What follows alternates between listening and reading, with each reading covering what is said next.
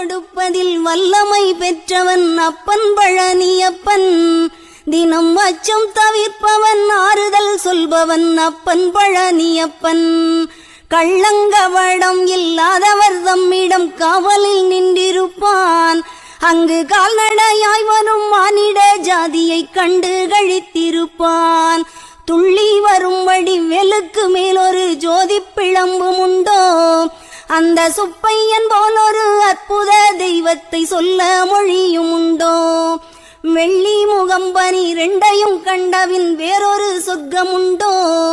Aunty வேஷத்திலாயினும் வீரத்திலாயினும் Velanai வெல்வதுண்டோ?